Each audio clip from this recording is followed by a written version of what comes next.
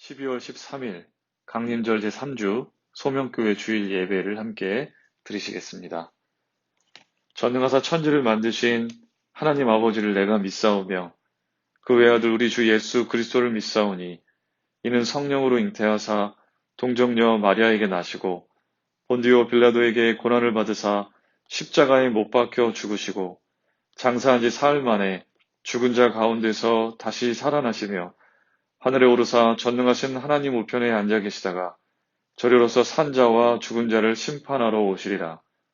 성령을 믿사오며 거룩한 공예와 성도가 서로 교통하는 것과 죄를 사하여 주시는 것과 몸이 다시 사는 것과 영원히 사는 것을 믿사옵나이다.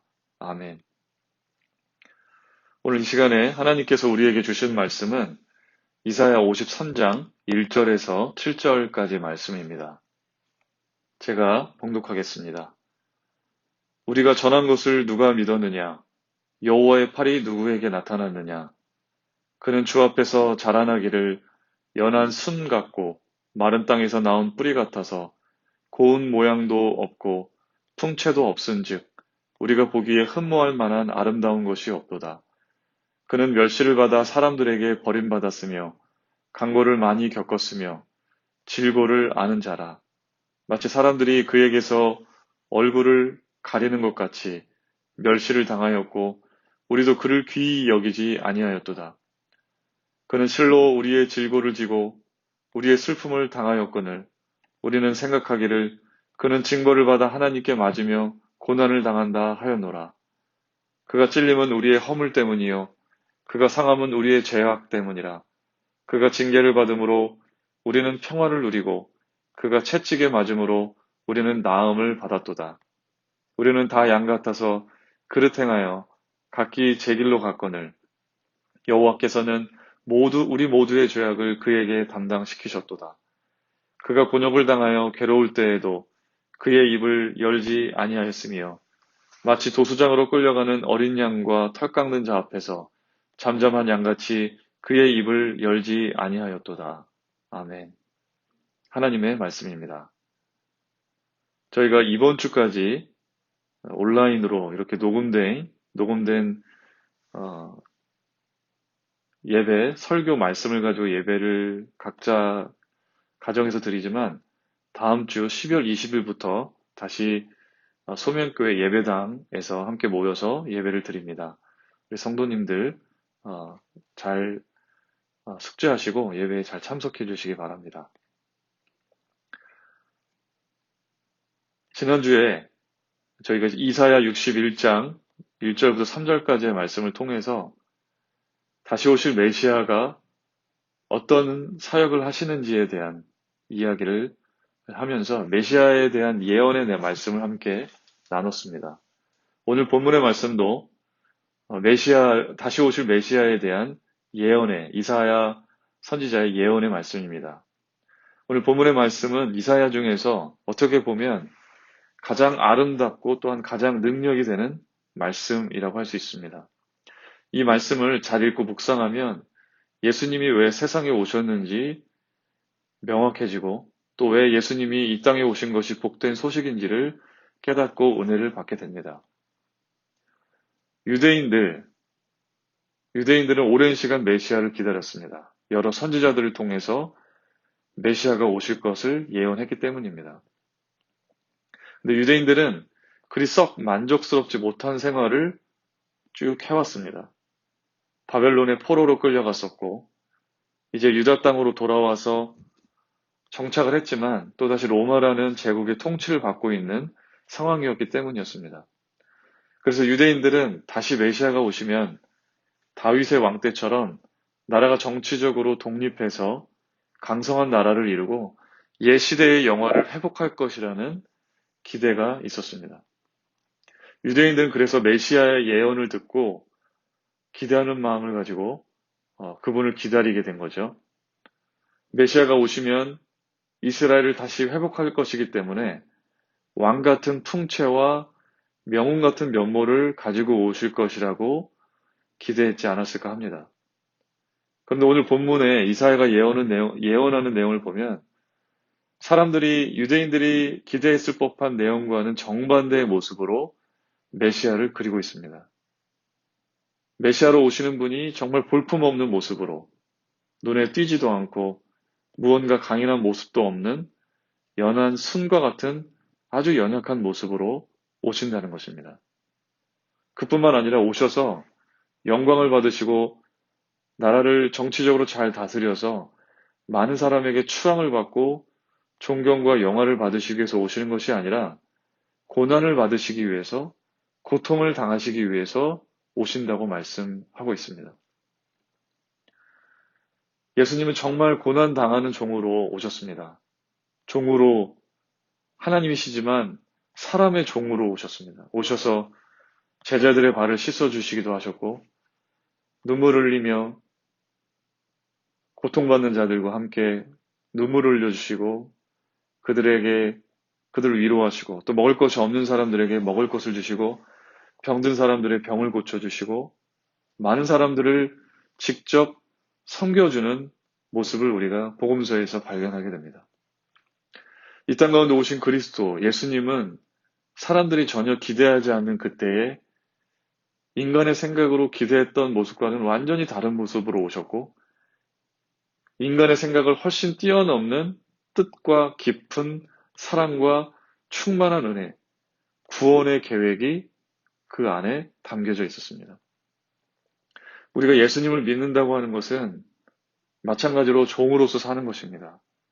자기를 스스로 종으로 말하고 나는 사람들의 발을 씻어주러 온 종과 같은 사람입니다라고 고백하는 것입니다.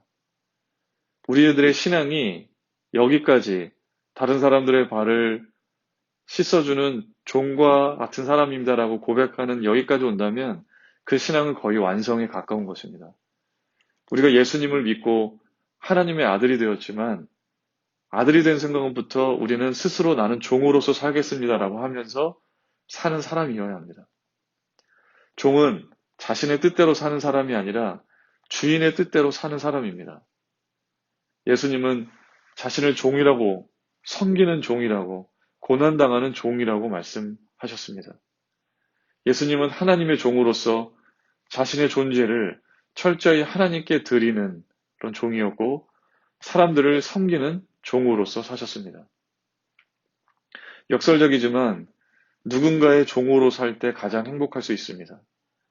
실력이 있어야 겸손할 수가 있거든요. 많이 배운 사람이 아는 게 없다고 할 때 겸손할 수 있습니다. 높은 곳에, 높은 지위에 있는 사람이 자신이 아무것도 압니다라고 고백하는 것이 겸손이에요. 아무 실력도 없고 아는 것도 없는데 저는 아무것도 없습니다라고 하는 것은 겸손이라기보다는 사실을 그냥 드러내는 것입니다. 실력이 있는데도 낮은 자리에 가서 섬기면 그거는 능력이 됩니다. 그런데 인격적이고 실력이 있고 종이 되어 섬기게 되면 그 사람 말을 잘 듣게 되어 있습니다. 존경하게 되고 바로 이분이 예수님입니다. 하나님이신 분이 사람이 되셔서 사람들의 발을 씻겨주신 것이 얼마나 은혜스러운 일입니까? 예수님은 오늘 본문 53장 1절과 2절의 말씀을 보시면 이렇게 말씀하고 있습니다. 이렇게 예언되어져 있습니다. 우리가 전한 것을 누가 믿었느냐? 여호와의 팔이 누구에게 나타났느냐? 그는 주 앞에서 자라나기를 연한 순 같고 마른 땅에서 나온 뿌리 같아서 고운 모양도 없고 풍채도 없은즉 우리가 보기에 흠모할 만한 아름다운 것이 없도다. 그러니까 앞으로 오실 이사야 선지자가 예언하는 이 예언의 내용 중에 메시아의 모습이 연한 순 같다고 하는 것입니다. 이것은 억세고 우람하고 강한 전사와 같은 분이 아니라 연한 순 같고 마른 땅에서 나온 뿌리 같아서 아름다울 것이라고는 강한 모습이라고는 전혀 찾기 힘든 모습입니다. 영웅물 영화를 보게 되면 주인공들은 다 어떻습니까? 다 그럴듯한 힘과 능력을 가지고 있습니다. 이들이 누구나 저 사람은 영웅다운 면모를 가지고 있다고 인정할 수밖에 없을 만큼 뛰어난 모습으로 비춰집니다. 그런데 인류를 섬기시기 위해서 오신 예수님은 연한 순 같은 모습으로 오신다는 것입니다. 수는 조금만 힘을 주어도 부러지는, 죽어버릴 수 있는 그런 것입니다. 그런 모습으로 오신다는 것입니다. 2절에서도 마른 땅에서 나온 뿌리같이, 물이 풍부한 땅에서 나온 뿌리는 건강해 보이지만 마른 땅, 물기가 없는 땅에서 나온 뿌리는 볼품이었습니다. 앞으로 오시는 이 메시아는 고운 모양도 없고 풍채도 없기 때문에 우리들이 보기에 외적으로 흠모할 만한 아름다운 것이 없다고 하는 것입니다. 실제로 예수님은 태어나실 때부터 이런 볼품없는 아주 평범하고 낮은 아주 연약한 모습으로 오셨습니다. 예수님은 이 땅 가운데 태어나실 때 한 평범한 여인에게 마리아라는 어떤 종교 권력이 있는 그런 가정도 아니었고 아주 평범한 가난한 그런 여인에게서 태어나셨고, 태어나시는 그 순간에도 마구간 냄새나고 더러운, 그것도 말 구유에 누이시는 그런 모습으로 태어나셨습니다.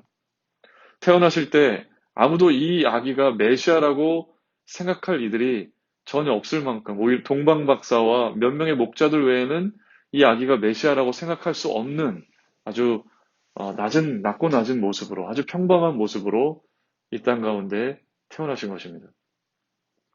예수님은 이 땅 가운데 오셔서 사람들에게 추앙을 받기보다는 멸시를 받고 귀히 여김을 받지 못하는 그 고난의 길을 거셨습니다. 사람들은 메시아로 오신 예수님을 알아보지 못했고 죽이려고 모의까지 했습니다. 아니, 그보다 더해서 결국 십자가에 예수님을 못 박죠. 3절의 말씀에 그것이 잘 나와 있습니다. 그는 멸시를 받아 사람들에게 버림받았으며 간고를 많이 겪었으며 질고를 아는 자라. 마치 사람들이 그에게서 얼굴을 가리는 것 같이 멸시를 당하였고 우리도 그를 귀히 여기지 아니하였도다. 예수님은 십자가에 달리실 때 사람들에게 만신창이가 되셨습니다. 결코 아름다운 모습이 아니었습니다. 사람들이 예수님께 침을 뱉었고 매와 채찍으로 예수님을 때렸습니다. 예수님의 손과 발은 못에 박혔고 머리는 가시 면류관에 찔렸습니다. 창에 찔린 허리에서는 물과 피가 쏟아졌습니다. 아주 처참한 모습으로 십자가에 달리셨습니다. 결코 흠모할 만한 모습이 아니었습니다. 메시아가 이러한 모습으로 십자가에 달려 죽게 될 것이라고 하는 누구도 상상하지 못했습니다. 우리가 분명히 대접받을 수 있는 자격이 되는 자리에서 그만한 대접을 받지 못하면 기분이 몹시 상하게 되어 있습니다. 성을 냅니다. 생일잔치를 성대하게 차려줄 줄 알았는데 차려져 있지 않거나 내가 마음에 드는 선물을 못 받으면 실망합니다. 이것이 일반적인 사람들의 마음이 다 이렇습니다. 사람들의 영광을 받으시고 찬양을 받으시기에도 모자라신 하나님께서 인간의 몸을 입고 이 땅 가운데 오셨는데 그 모습은 흠모할 만한 것이 없고 연한 순과 같이 곧 부서져 버릴 모습으로 오신 이유, 그리고 이 땅 가운데 오셔서 사람들에게 멸시를 받고 질고를 겪고 고통과 고난을 당한 이유, 그것을 오늘 본문에서 이렇게 말씀하고 있습니다. 4절 이하의 말씀. 그는 실로 우리의 질고를 지고 우리의 슬픔을 당하였거늘 우리는 생각하기를 그는 징벌을 받아 하나님께 맞으며 고난을 당한다 하였노라. 그가 찔림은 우리의 허물 때문이요 그가 상함은 우리의 죄악 때문이라. 그가 징계를 받음으로 우리는 평화를 누리고 그가 채찍에 맞음으로 우리는 나음을 받았도다. 우리는 다 양 같아서 그릇 행하여 각기 제 길로 갔거늘 여호와께서는 우리 모두의 죄악을 그에게 담당시키셨도다. 그가 곤욕을 당하여 괴로울 때에도 그의 입을 열지 아니하였으며 마치 도수장으로 끌려가는 어린 양과 털 깎는 자 앞에서 잠잠한 양같이 그의 입을 열지 아니하였도다. 그러니까 메시아가 오셔서 그가 찔리시는 것은 우리의 허물 때문이고 상하게 되신 것은 우리의 죄악 때문이고 또 그가 징계를 받으신 것은 우리가 평화를 누리고 그가 채찍에 맞으신 것은 우리가 나음을 받기 위해서 그렇게 고난을 당하셨다고 하는 거죠. 예수님께서 찔리시고 상하시고 징계를 받으시고 또 만신창이 같이 되신 이유는 우리가 받을 고통을 대신하시기 위한 것이었습니다. 우리는 모두 죄악으로 인해서 영원한 멸망에 이를 수밖에 없는 존재였습니다. 죄를 지은 대가로 이것을 피할 수 있는 사람은 아무도 없었습니다. 우리는 모두 다 죄인이었는데 바로 예수님이 우리를 포함한 모든 사람을 대신해서 고통을 당하시고 찔림을 당하시고 십자가를 지셨기 때문에 고통에서 벗어나는 것뿐만 아니라 우리가 구원을 받아서 영원한 생명을 누리게 되었습니다. 누군가가 고통을 받는다면 당연히 그의 잘못 때문이지 다른 사람의 고통을 대신해 받는다는 것을 상상하기가 어렵습니다. 그러나 하나님은 한 사람의 중보자를 세우셔서 수많은 사람의 죄악과 어리석음을 용서하시는 구원의 역사를 진행하셨습니다. 예수님은 이 모든 힘든 구원의 길을 포기하지 않으시고 우리의 모든 죄를 자신에게 담당시키셨습니다. 이 사실을 믿는 자들마다 구원받도록 하셨죠. 예수님은 세상에 오셔서 어쩌다가 고난을 받으시고 십자가를 지신 것이 아니었습니다. 이미 이 땅 가운데 오시기 전부터, 아니 영원 전부터 죄악으로 신음하고 절망하고 있는 이 온 인류를 구원하시기 위해서 그리스도가 오셔서 고난을 당하셔야 했기 때문에 십자가를 지신 것입니다. 이것은 하나님께서 예정하시고 계획하시고 준비하신 놀라운 구원의 역사였습니다. 예수님의 대속으로 우리는 어떤 유익을 얻게 된 것입니까? 첫 번째 구절은 그가 징계를 받음으로 우리는 평화를 누리고라고 말씀하고 있습니다. 이 구절은 예수님의 희생으로 우리가 하나님과의 평화를 회복하게 되었고 하나님과의 관계가 가능하게 되었음을 말해주고 있습니다. 하나님과 친밀한 관계 속으로 가는 길은 예수님을 통해서입니다. 예수님의 십자가의 대속으로 우리는 하나님께 담대하게 나아갈 수 있게 되었습니다. 두 번째로 예수님께서 고통당하심으로 우리가 얻게 된 유익은 우리가 나음을 받았다고 하는 것입니다. 그가 채찍에 맞음으로 우리가 나음을 받았도다. 여기서 나음은 일반적으로 신체적인 회복을 의미하지만 여기서 영적인 회복과 건강의 의미로도 쓰일 수가 있습니다. 예수님은 지상에 오셔서 사역하시면서 타락의 증상인 질병과 고통과 죽음을 경감시켜 주셨습니다. 오늘 본문에서의 나음은 일시적인 나음이 아니라 그리스도의 대속의 결과로 우리가 얻게 되는 최종 승리에 있습니다. 하나님을 반역하는 커다란 질병에서 완전히 낫게 되어서 하나님과의 진정한 평화를 누리게 된다는 것입니다. 그래서 성탄절은 우리에게 기쁜 날입니다. 성탄절이 성탄 선물을 받기 때문에 성탄 분위기가 좋아서 기쁜 날이 아니라 예수님이 이 땅 가운데 고난받으시기 위해서 오셔서 종으로서 오셔서 우리를 위해 십자가를 지시고 하나님과의 진정한 평화를 가능케 하시고 우리를 낫게 하시는, 우리를 구원케 하시는 역사를 이루셨기 때문에 우리는 기쁜 것입니다. 소명교회 성도 여러분, 우리는 어느덧 예수님이 이 땅 가운데 오신 성탄을 기다리는 강림절 제3주를 보내고 있습니다. 예수님이 이 땅 가운데 고난의 종으로 오셨다는 것을 기억하시기 바랍니다. 예수님의 이 땅 가운데 오신 그 의미가 더욱 깊이 있게 여러분 삶 속에 되새겨지게 되기를 바랍니다. 예수님이 인류를 구원하시는 놀라운 역사를 위해서 고난의 종으로서 섬기시고 자신을 드리며 사신 것처럼 우리도 누군가의 종으로서 다른 이들을 위하여 기꺼이 섬길 수 있는, 우리들의 삶을 누군가에게 기꺼이 나눠줄 수 있는 그런 복된 삶을 살아가게 되시기를 주님의 이름으로 축원합니다. 함께 기도하시겠습니다. 사랑의 하나님 감사합니다. 메시아이신 주님께서 고난의 종으로서 오셔서 우리를 구원케 하여 주심에 감사드립니다. 예수님이 이 땅 가운데 오신 것은 참으로 우리들에게 기쁜 일이고 즐거운 일이지만 구원을 위하여 예수님께서 당하신 고난과 그 값없이 주신 그 섬김의 삶을 우리가 결코 잊지 않고 예수님의 오심을 맞아들이는 그런 우리들이 다 되게 하여 주시옵소서. 주님께서 찔리시고 상하시고 징계를 받으셨기 때문에 우리가 하나님께 나아갈 수가 있고 구원을 받으며 나음을 잊게 되었음을 감사드립니다.